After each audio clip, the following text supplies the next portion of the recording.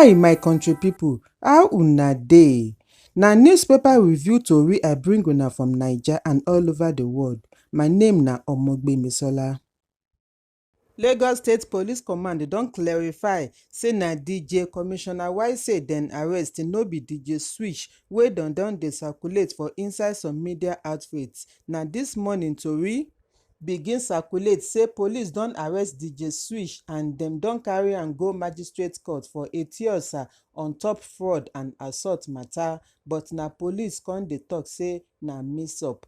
Tok for Lagos Police Benjamin Hundeyin wey tok dis one come outside don accept say im dey responsible for the mix up wey happen concerning the report. Hundeyin apologize for the inconvenience dis mistake don cause for media pipo, especially Linda Ikeji, BBC and TVC wey don first call am to confirm the report. The command also apologize to DJ Switch. Report show say Obianuju Catherine Ude, wey everybody know as DJ Switch, don already deny say nobody arrest am for Lagos. Na on top her X handle she write and put say the report na fake. Anybody wey do dis kind thing just wan tarnish her image. She even threa ten to sue the person wey carry the fake report. She say she wake up to see plenty missed calls for her phone. She come dey wonder say today no be her birthday, wetin happen, before she come see say dem don carry fake news about am. Dis full tori dey inside Daily Post newspaper.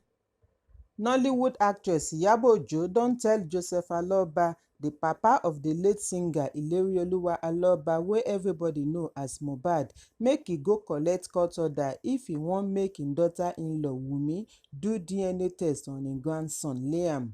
Report show say Mohbad papa don dey worry make dem do DNA test for Liam to know whether true na im grandson after im son kpain. Na for inside video wey Ojo share for Instagram, she call Mr. Aloba make e focus on doing DNA instead wey e dey focus on how e go get justice for Mohbad death.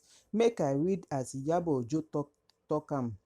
You are a bitter soul. There is nothing about you that is worth emulating. If you want a DNA test, get a court order. E never tey wey Mohbad wife talk am say she no dey do any DNA on her son Liam. She say na only her husband get the right to ask for DNA and na im be the only man wey she know, before e come challenge her father-in-law to get a court order if truly e want DNA test. Dis full tori dey inside Daily Post newspaper. Attorney General of the Federation and Minister of Justice Prince Lateef Fagbemi AGF, Senior Advocate of Nigeria, don ask the before governor for Kogi State Yahaya Bello make im surrender himself to the Economic and Financial Crimes Commission EFCC. Na inside statement wey reach reporter hand today, AGF warned EFCC say make dem no allow anybody disturb dem from their job. E say e don hear about the issue wey EFCC dey face with the court order wey dem wan take corner dem, as e describe am as very grave concern. AGF say EFCC get power by law to invite anybody wey dem suspect during investigation into any matter, make dem no look the person status. Fagbemi talk say e no good make public officials dey corner EFCC wey dem dey do their job, so therefore e stand with the rule of law and call EFCC or any other agency make dem no tamper with the rights wey citizens get. At the same time, make any citizen no disturb any government agency their work. For dis reason, make anybody wey EFCC don invite respect themselves and honour the invitation.